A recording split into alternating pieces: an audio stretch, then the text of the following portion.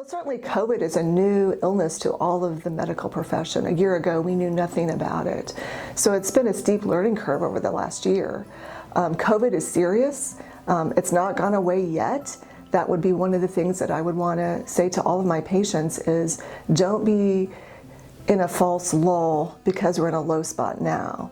We hope that we can vaccinate enough people that we don't get another surge, but other parts of the country still are having new surges, and so it's not gone away. Pregnant women are high risk to have complications.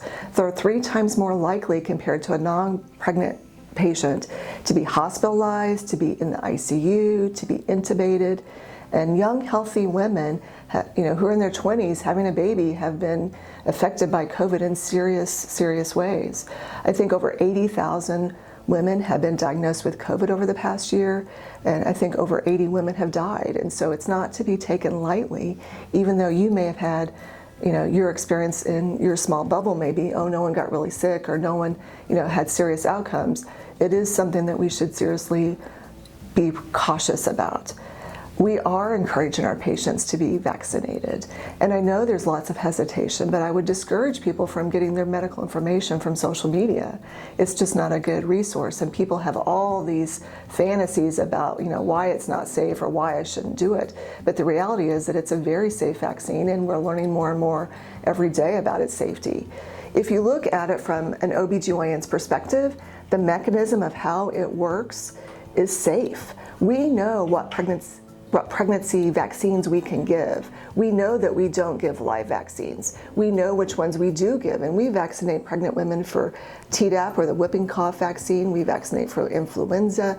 We're very familiar with what we routinely give in pregnancy, and it's turning out that the vaccines for COVID are just as equally safe. The mechanism for how it gets in your body and causes an immune response, there's no way for this to really affect the baby. The vaccine itself doesn't last in our body very long. Our bodies kind of degrade it pretty quickly. It does not even go into the cellular nucleus where our DNA and chromosomes are. That's one of the wild theories I've seen. It's going to change my chromosomes. No, it's not. It's not even in our system long enough probably to even cross over into the placenta, into the baby. So the vaccine is really not going to directly affect your baby or you in a long-term way, in a negative way.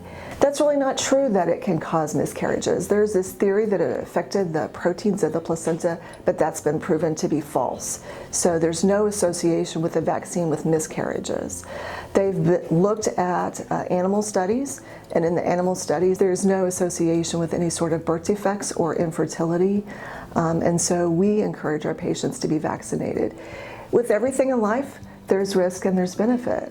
So, there's a risk of driving your car today that you could be in a wreck, but we decide, hey, I'm going to get my car and I'm going to drive to town.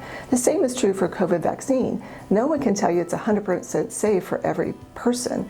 You have to weigh, this is the risk of COVID, which is serious.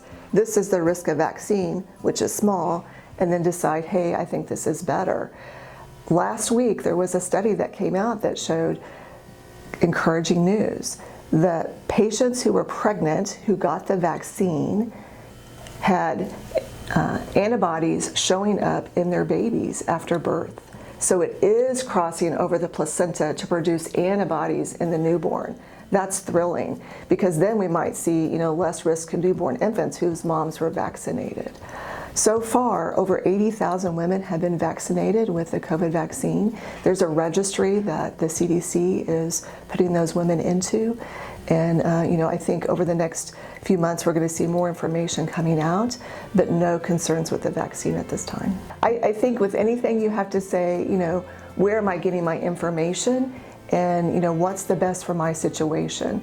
We're not going to force anyone to get a vaccine, and ACOG's not saying every woman has to be vaccinated, but ACOG is saying you should talk with your provider about what are your risk factors for having complications from COVID and what are the risks of vaccinations.